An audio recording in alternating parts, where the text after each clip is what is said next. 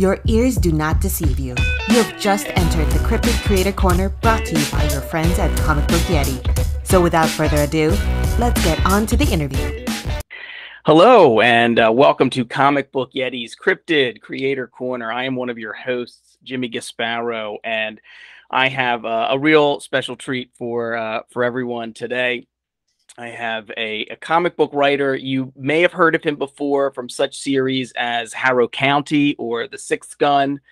A couple out right now in terms of a legacy of violence. The Last Book You'll Ever Read, Cold Spots, Manor Black. I could go on and on and on, but I really am excited to talk to today's guest about his newest comic from Dark Horse called Shock Shop, which is coming out September 7th. Please welcome to the podcast, Cullen Bunn. Cullen, how you doing? I'm doing great. How are you? I'm doing fantastic. I'm very excited to talk to you. I was able to read a review copy of Shock Shop. I absolutely loved it. I'm familiar with some of your. I'm familiar with your work. As I've mentioned, I've read a couple of the series that I threw out there in the intro, and I really feel like this is kind of a perfect fit for you almost in terms of a horror anthology series. And I'm just curious as to what is Shock Shop about, and kind of how did you develop it? Yeah, so Shock Shop's a little different from most of the other books I've done in that it is an anthology series. But it's presenting two stories that will be serialized over the first 4 issues. So it's an anthology, but the stories are longer. We get to dig into the characters a little more. We get to dig into the pacing and the mood and the horror a little more. But those stories will be serialized. And what we're doing that I think is really interesting on, especially in terms of the physical copies of the book, is that each issue is a flip book. So it has 2 covers. You'll read one side of the comic. You'll get to the end of the first story, and there's an image there that says, "Hey, stop reading and flip the book over." You flip the book over, and it's like starting an entirely new comic. 2 stories. There are some thematic connections between the stories, but 2 very different horror stories. And our goal is, assuming success, assuming people like this series, we're going to continue to do this. And every arc of Shock Shop will present 2 different stories that'll be serialized. The getting right into it, the book opens. It has a little bit of an intro with this main character. I'm going to try and pronounce the name, Desdemona Nemeu Moreau. Yeah, there you go. You got it. Who is a little bit of the crypt keeper by way of Elvira. I think that's a fair assessment. Yeah, she forms sort of the framing device for both stories, and she's definitely a crypt keeper type of character. And Elvira, I tried to channel horror movie hosts that I remember when I was a kid, but also I used to love the old DC House of Mystery comics that were, and the era of that comic that I loved the most is when they were hosted by Kane, and he had these great splash pages that always something bizarre was going on, and he'd welcome everyone to each issue. So you see that in this first issue for sure, because both stories have these splash pages where something weird is going on with Desdemona, and she welcomes everyone to the Shock Shop, because the framing device is a haunted comic book store, and we get to Desdemona owns and manages this shop, and so we get to see very different, very weird, different things going on in this haunted comic shop every issue. Yeah, and from the very opening, there are so many little details to pour over, and I don't want to spoil anything or when people get it, but you really need to spend some time with it in terms of what's along the back wall. There might be a comic spinner rack in the foreground that you're going to want to pay attention to. Certainly the Shock Shop, I think, seems to cater to a certain clientele in terms of some horror books, perhaps. For sure. And in terms of the creative team, there's two stories in this. It's Something in the Woods in the Dark and Familiars. And I think it's Danny Luckert and Nate Picos on the first one. And for the second, it's Lila Lies, Bill Crabtree, and Nate Picos again on on Familiars. Yeah, that's one of the cool things about this book is that I get to work with two, you know, very exciting creative teams and artists who bring their own unique vision to these stories, and again, very, you know, very different styles, but both very, very cool styles too. Yes, and creators that you've also worked with before, Danny Luckert on Regression, Layla on The Last Book You'll Ever Read, and Nate Picos. If anyone, I'm sure everyone listening is familiar with, you know, Blambot and Nate's work, has lettered, you know, several different Dark Horse books and plenty of other things beside. So yeah, it's like murderer's row of creators that you're working with. Yeah, even Bill Crabtree was, you know, I've worked with him numerous times. He was the colorist on The Sixth Gun, and it's that's one of it's nice. When I came into this first arc, Danny and Layla were the first two artists I thought of to do this series. To some degree, because I had just recently worked with both of them on something else, but you know, there's a huge list of artists I want to work with. I have to balance it with what other, you know, what I know those creators are working on. But yeah, I have sort of a dream list of creators to work with going forward on future Shock Shop stories. Yeah, that's fantastic. And I want to say, in terms of the artwork, Danny Luckert's art, which is he's on Something in the Woods in the Dark. And both of these stories, though, there's a very realistic, complex story being told with these characters. Something in the Wood in the Dark seems to be couples on a camping trip.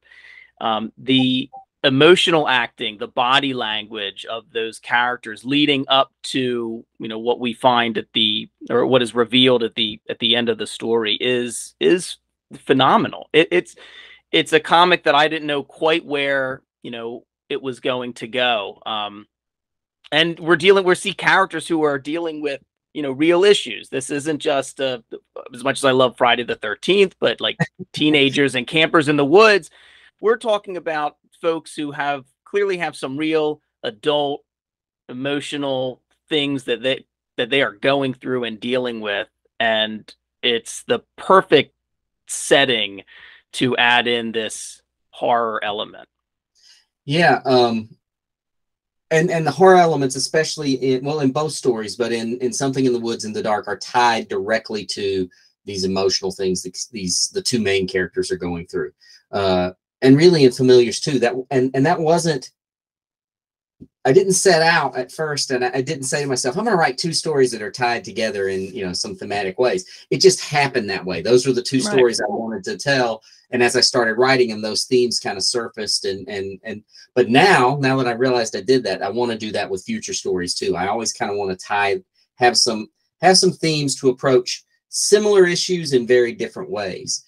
And yeah, these two stories, they're quite, you know, they're serious stories. They're dark stories, which is also the fun of Desdemona in the Shock Shop. I get to have the humor elements. You know, she's throwing puns around, and her situation is a little more humorous. And I like that I can show that off, and then we can move on into these, you know, more serious, darker stories.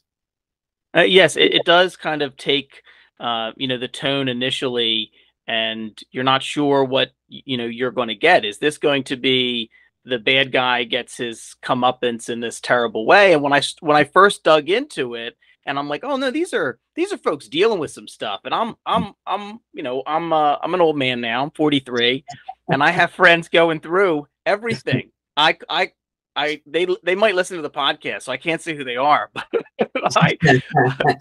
well, yeah, it's things that people go through. It's things that people worry about, and that's where some real real world fear kind of surfaces, to balance the. I mean, look, by the end of these stories, you know, we're dealing with some real supernatural stuff going on.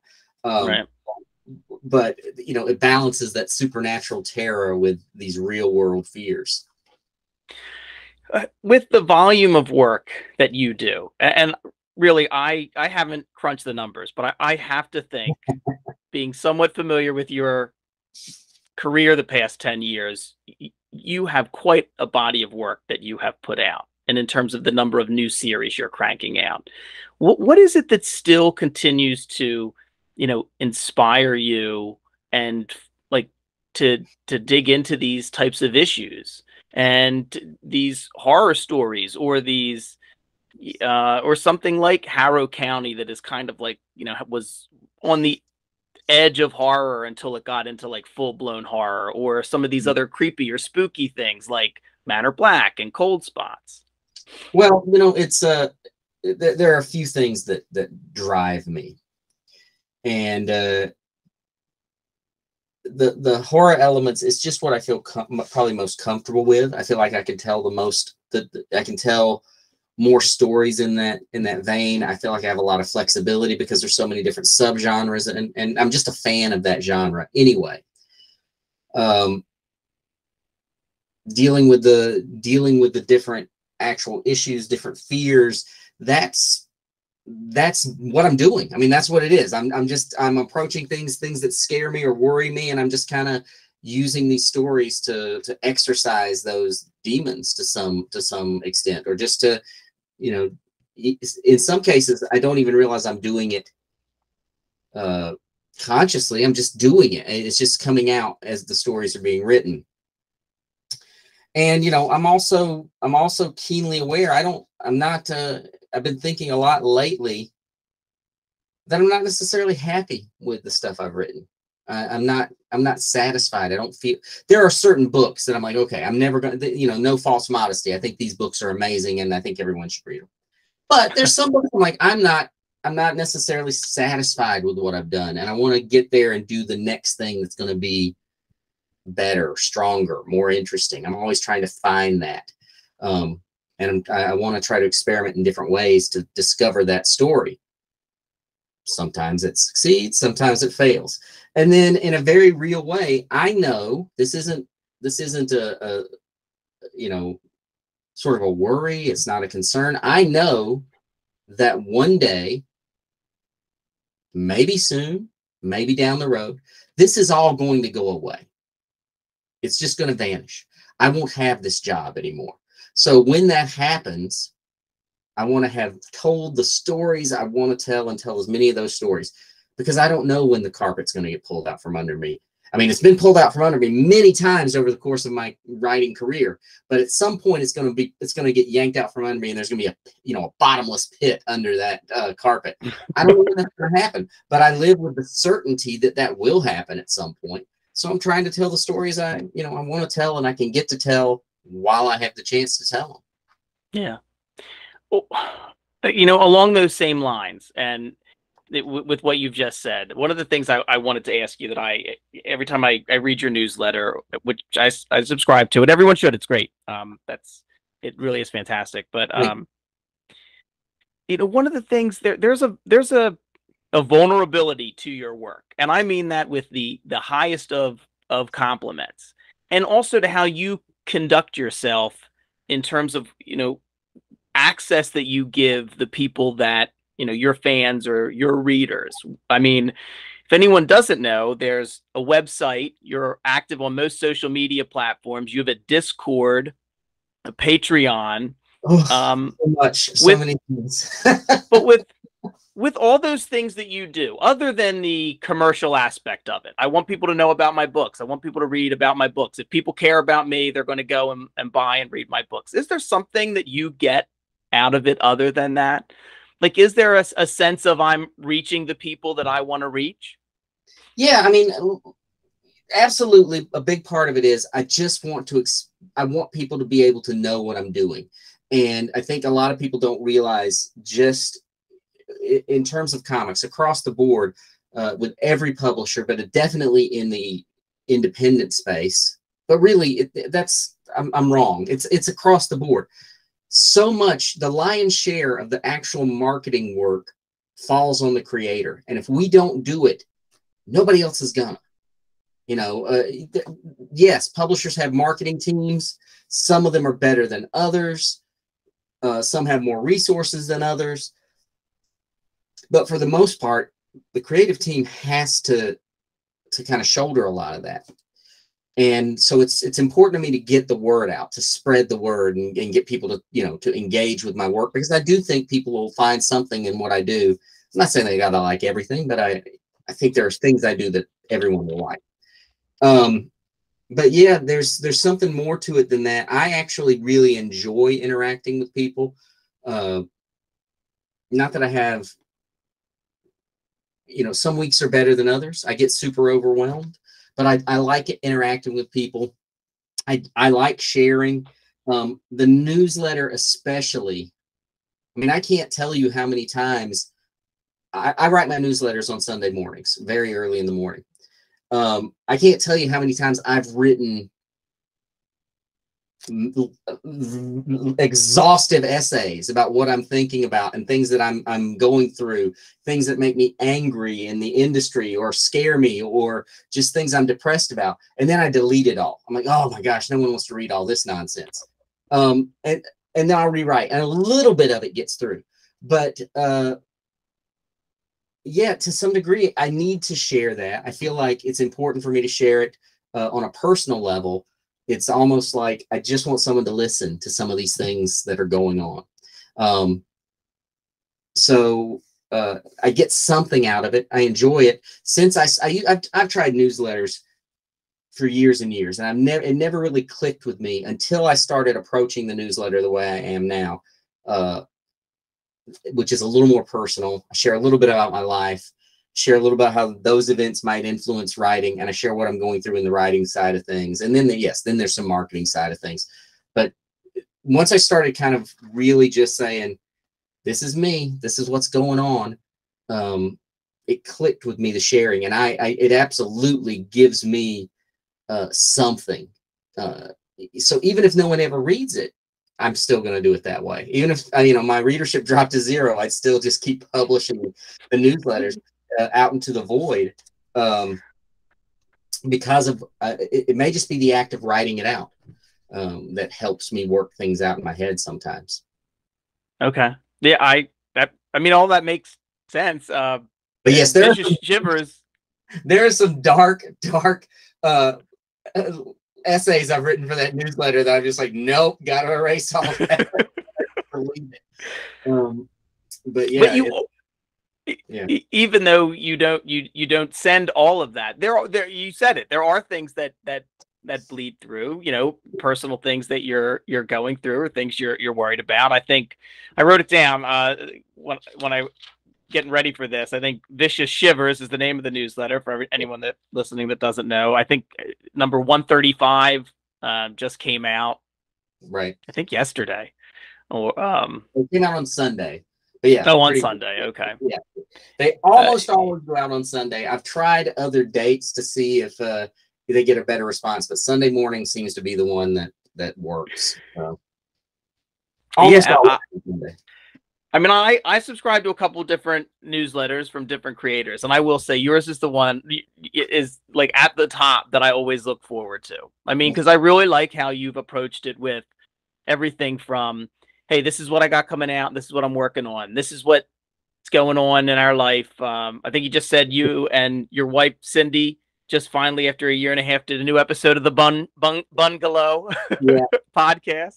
Yeah, and that's the same thing. It's an opportunity for us to kind of, you know, just talk about stuff. Sometimes we vent some serious stuff, or we, you know, hedge around it. But yeah, we you know, it's a way for us to get some of that out. And really, you know, look, there are a lot of comic creators who have these.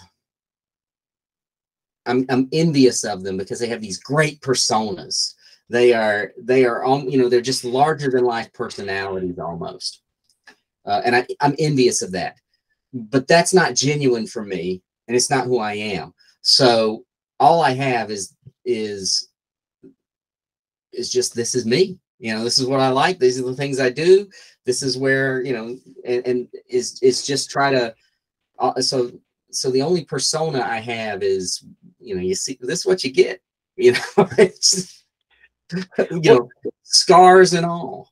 Well, I mean, I think I don't know. I can't speak for everyone that reads your work, but at least, you know, from my perspective, I think folks appreciate that. I don't know. Do you think the era of the big creator is going away a little bit as there's so many different publishers, there's so many different options with crowdfunding now. There's not just Yeah. Kickstarter, there's Zoop and Crowdfunder. Do you think that's going away a little bit?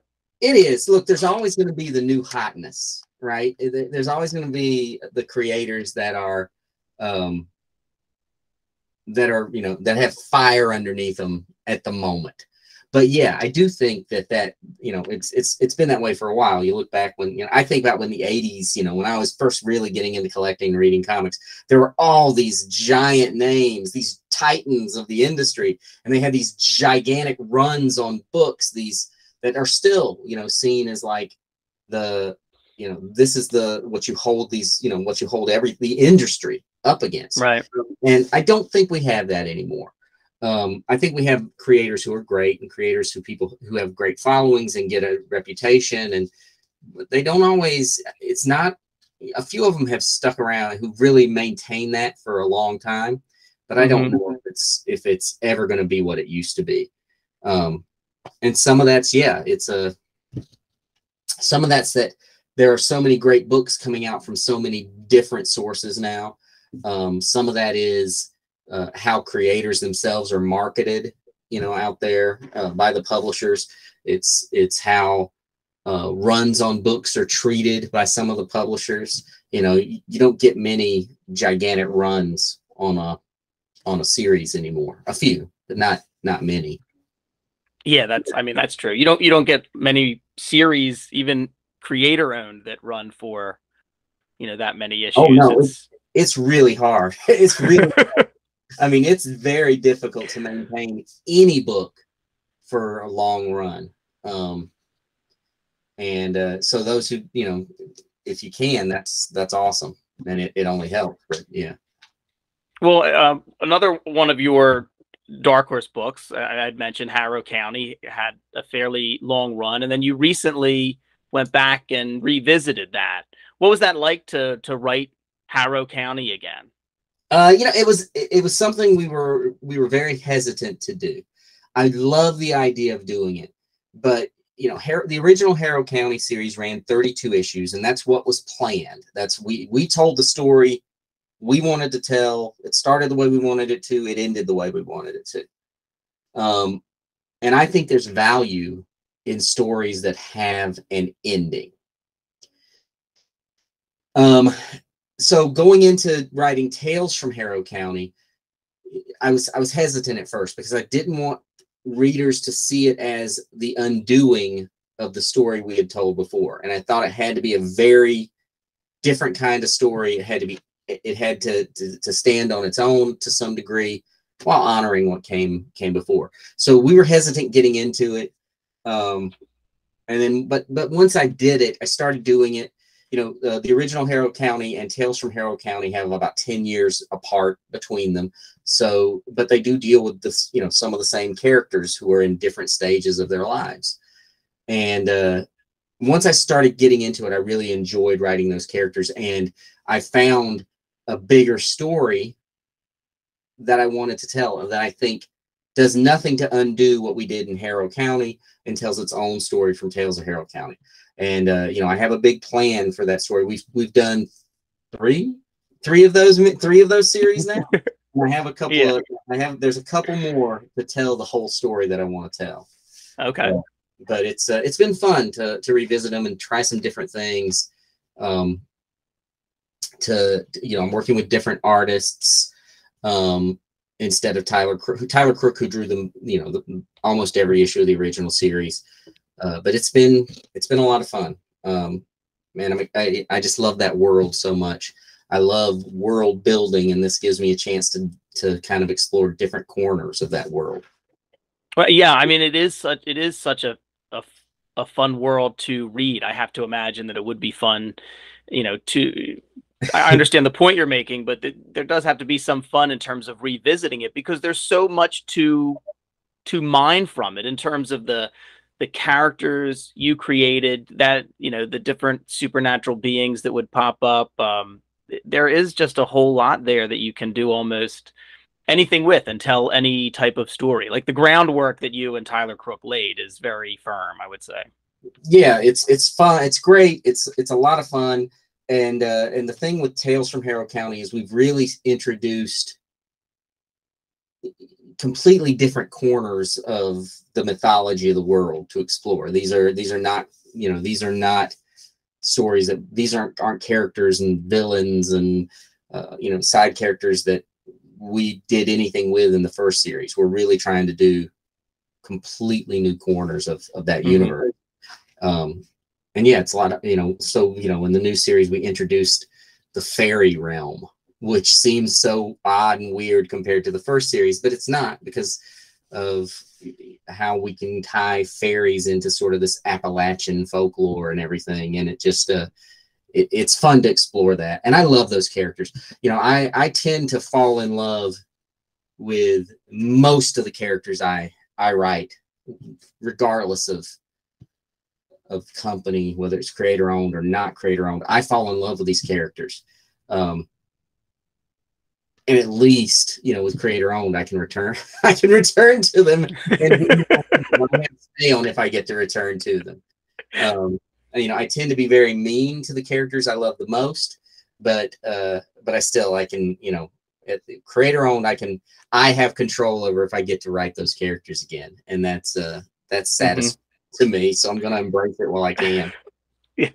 Well, speaking of being mean to the characters you write, I guess that's a good segue back into Shock Shop in terms of what readers can expect. And so for the two stories that you're telling, is it 4 issues for this first arc?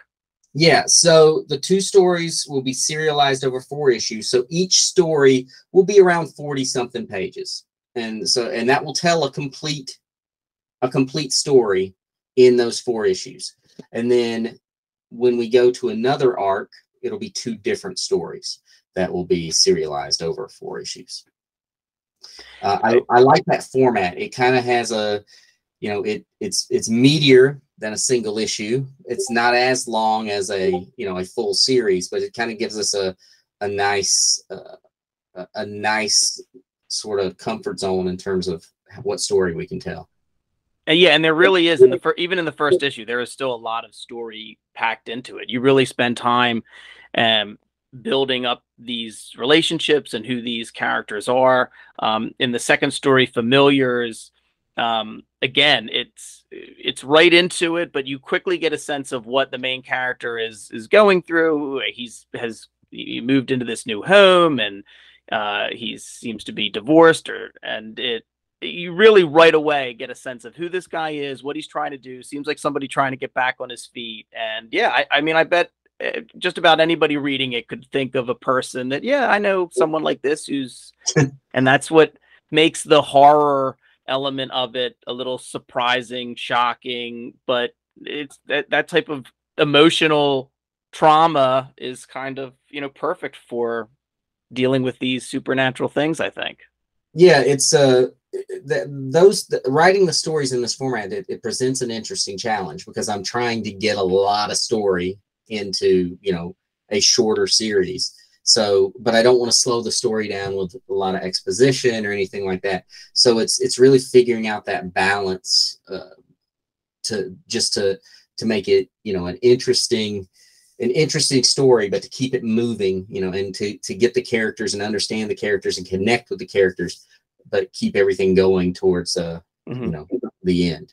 And it's fun because I get to write it in 2 very different ways. Something in the Woods in the Dark is kind of a more somber story right from the beginning. Familiars reads almost like an Amblin, like a fun, hey, it's fun. And then, oh no, there's something awful. It may not be quite as fun as you think it is. And being able to explore the pacing and the different vibe of those two stories.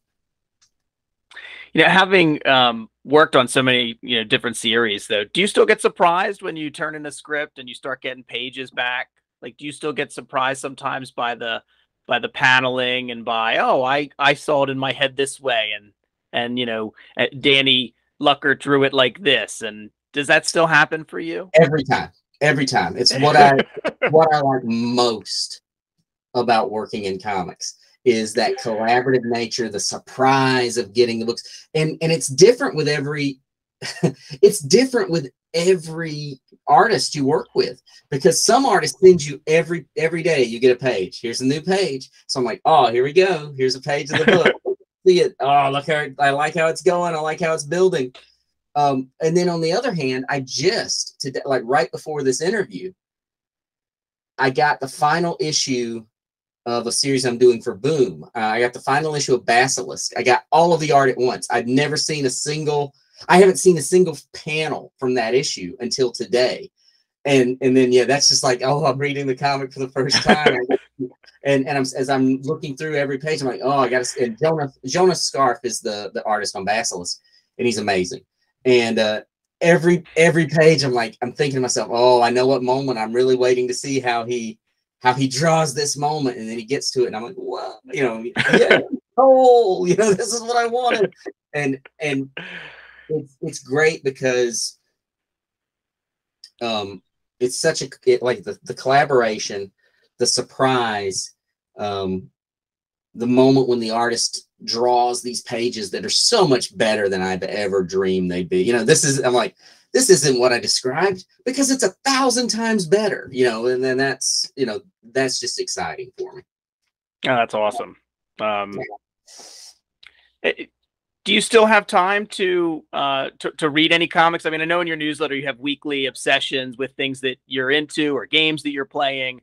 Yeah, I mean, do you still have time to read comics? I still read comics. I find myself, I still, you know, I fall into the habit. If you can see my shelves around me, they're loaded with graphic novels, and I still revisit the old stuff. And the other day I pulled out a giant pile of old Marvel graphic novels from the 80s, the thinner ones, the album sized ones, Marvel, DC, and some indies. And I started really getting into those. But then I read some other stuff. Like I just read Dennis Hopeless's Hard Eyes, which I think is amazing. To me, it's my favorite thing Dennis has done. And I think he's great anyway. So, you know, that's a big deal.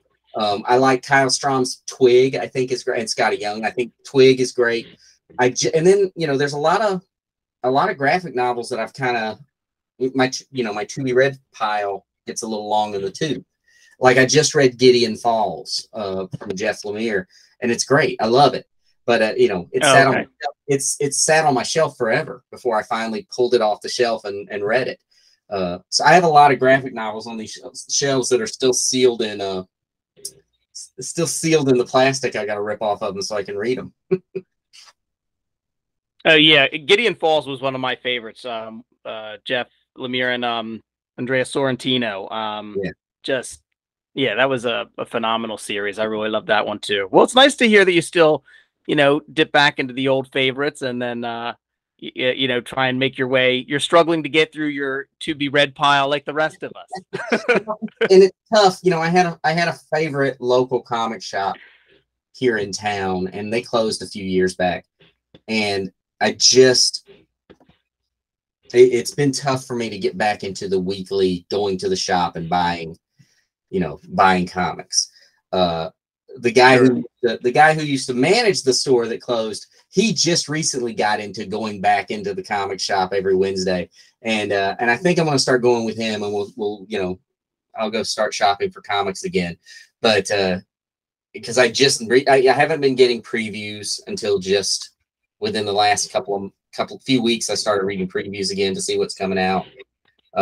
So I definitely fell off a little bit, at least when it comes month to month, you know, comics that are coming out month to month. But I'm trying to get back into it.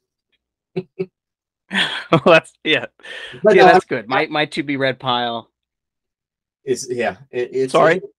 I'm never going to be the guy that says, I write comics, so I don't like comics anymore. That's not me. I mean, I got into writing comics because I love reading comics, and I still do. Right. Yeah, that's great. You don't seem like the type that would not be into it anymore, and it's nice to hear that you might try and get back into the shop on Wednesday. I'm gonna try. It's all about being busy. I get to feeling so busy and so overwhelmed that I'm just like, I can't spare that hour to go to the comic shop today. I gotta stay here and work. But I've we'll see. Well, yeah, speaking of busy, I mean, so what other than September 7th with Shock Shop coming out, what other books can we look for that you have coming out in the next couple of weeks or months? Well, I have a few that have been announced. I mean, I'm working on a bunch that haven't been announced yet, but I have a few that have been announced. There's a new book from Aftershock called "The Foulness in the Walls." That's one of those album size. They call them one shocks. They're a little oversized. They're album sized. It's a horror comic. It has some similarities to Familiars, really, because it's about a guy who's getting back on his feet and he's got this house. It's a very different house and a very different problem. But yeah, so there's a wall coming out from Aftershock around the same time. I think that comes out in November 16th. And on that same day, I have a new series from Vault launching called Door to Door Night by Night, which is about a door-to-door sales team that encounters supernatural threats in every town they go to, and they have to contend with these supernatural threats, even though they're ill prepared for such things at best, and they are not the kind of people you probably would want defending you against the forces of darkness, but they are thrust into that situation. And so I'm doing that with Vault that's coming up. So it's going to be those two. I'm doing a new in October. There's a Archie one shot, The Chilling Adventures of Salem, which is a story about Sabrina's cat going off on an adventure of his own that I think is gonna be a lot of fun. And then I got a bunch of books that haven't been announced yet that I'm hoping I can share with people soon. Oh, that's fantastic. And if anyone wants to know when they're coming out, just make sure you sign up for Vicious Shivers, Cullen's newsletter. I'll put links in the show notes. Is A Foulness in the Walls going to be similar to what you had done, Eden and Piecemeal? Yeah. It's the same format as Eden and Piecemeal, so it's a standalone horror story.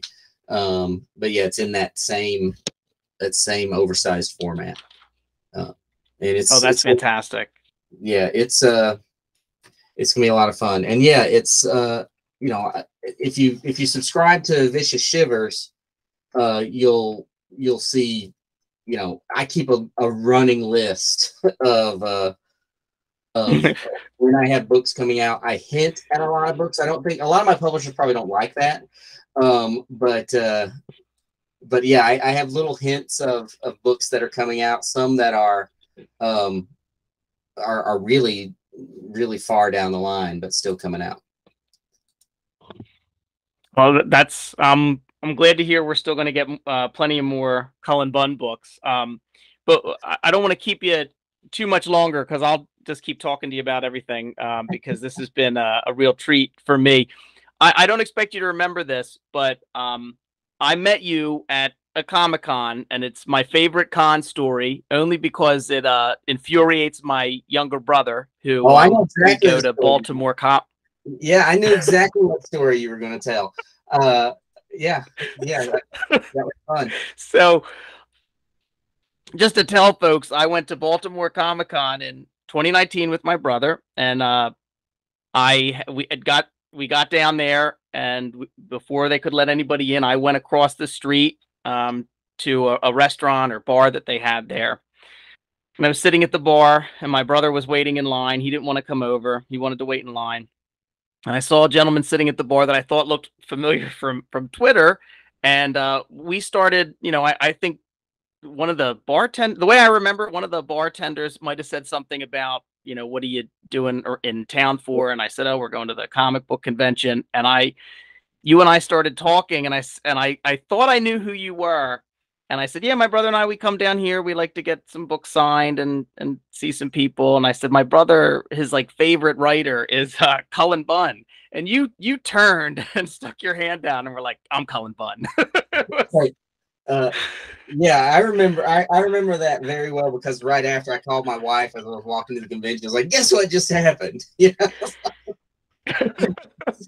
And then as soon as my brother and I, like later on in the day, and we had walked over to where you were, talking to folks and signing books, and as soon as we walked over, you looked at me and you're like, hey buddy. And my brother was so annoyed.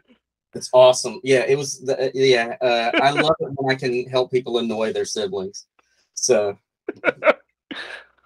yeah, good job. yeah. So it was that was a real treat for me. So thank you very much. And you'd signed some books for us, and we picked up a couple of things, and we loved all of it. My brother is a big fan of he would be very upset because he listens to the podcast if I didn't say he is a huge fan of your Darth Maul that you did. Yeah, that's I remember, because that's what she told me he was a big fan of back then. Yeah, I loved working on that book. It's I would have loved to do more in the Star Wars universe. I would have loved to have done more Darth Maul, but it wasn't to be. But that's another. Yeah. Again, like I was saying earlier, I write Darth Maul and I'm like, I want to write a lot of Darth Maul. I want to do let's do a Darth Maul ongoing. Let's really dig into this Darth Maul guy, which was, that's my dream that never came to fruition. But it was a lot of fun. It does seem like a character that it does seem like a character that you're well suited for, and the issues you did get to write are, fantastic. Yeah, it's I like writing, I love writing those villainous characters and playing with the concept of not making them good guys, but making them not likable, but understandable. I like that people can root for the bad guy, even though they know in the end this person can't win. They have, we don't want the bad guys to win. So, but I do like writing them. So yeah, I think I wrote that. Well, I was doing that at the same time I was doing Magneto and Sinestro and Darth Maul. I was really into a bad guy kick during that time. Yeah. You're the DC stuff, the Sinestro, you would Green Lantern Lost Army, but yeah, to get to write Sinestro, one of the quintessential kind of DC bad guys, must have been a real treat too. Yeah, that it was, and again, it's one of those that I'm disappointed with, because I had so many more plans for Sinestro, but I don't have final say in that finally happening. But there were big plans for Sinestro, and Lost Army was going to turn into something bigger, and there's going to be 12 issues of Lost Army, and then it was going to, the Green Lanterns were going to return to our universe. We're going to find out why they were stuck in this other universe, and then they were going to return to our universe, and it was going to be a reverse Sinestro Corps war, because the Sinestro Corps would have proliferated throughout the universe, and the Green Lanterns were going to come back in and try to seize control from them. And it was really planned out as something big and epic and awesome. And, unfortunately, those things just fall apart sometimes. We all had worked on it. That would have been great. It just kind of, it died on the vine, unfortunately. But it would have been nice, again, if DC called me tomorrow and said, hey, do you want to do another Sinestro series? I would jump at the chance to write Sinestro again. Right. I just loved writing that character so much. When you work on something like that for DC or Marvel or somebody else's IP, it, and then you have an idea, and then it doesn't like go anywhere. Are you still able to like, I know you can't use those characters obviously, but are you able to like take a little bit of that plot or that theme and then turn it into something else? Yeah, sometimes. I mean, there are definitely ideas that you pitch and it just doesn't get picked up, or you plan on and something happens and the book ends. There are Right. definitely ideas that you can harvest bits and pieces from. Sometimes I don't think there's ever a time where I could just say, okay, I'm going to take that story and just pull it up, move it over here, and plug different characters in. Because I feel like if you can do a story where you can just unplug the characters and plug somebody else in, and it doesn't change the story in significant ways, I've probably not done my job. I probably haven't written that story as well as it can be written, because to me the character kind of becomes integral to it, and I can't just unplug. There's no way I could write one of my Sinestro stories and unplug Sinestro and plug another character in without massive rewrites anyway. Or Sure. massive, Yeah, well, that's true. So that, but there are, even within that, I have notebooks and notebooks of kernels of ideas, or ideas that died, or never went anywhere, that eventually they will usually spin out into something else for me. And sometimes those just sit in notebooks for years too, but sometimes they don't. Sometimes they turn into real stories. Do you keep like an app on your phone, or do you have to write everything down in terms of like when you have a story idea? Like, what is your way to, oh, I just had somebody said something and it made me think of this, and that could be a thing. Like, what do Right. you do when that happens? It's usually depending on when it is. I have a couple of. I used to carry notebooks. I mean, I still have notebooks everywhere. There's always one in easy reach, and I'll write in those. But these days, it's my phone. I'll on the Notes app, I'll just type something in real quick. Or my iPad. I have this digital tablet which has really replaced most of my physical notebooks, and I can write something quick into that. And sometimes, absolutely, I'll open it up months and months later, and I'll say, "What is?" And there's just some random half sentence or sentence that makes no sense, and I have to really think, well, what was this? Why did I write these words? Because a lot of times I just write just strange phrases that I guess I think are going to do something for me, and sometimes they don't, and then I'm just left trying to figure out what I wrote those words for in the first place. Oh, well, hopefully you'll if there are any, hopefully you'll remember at some point.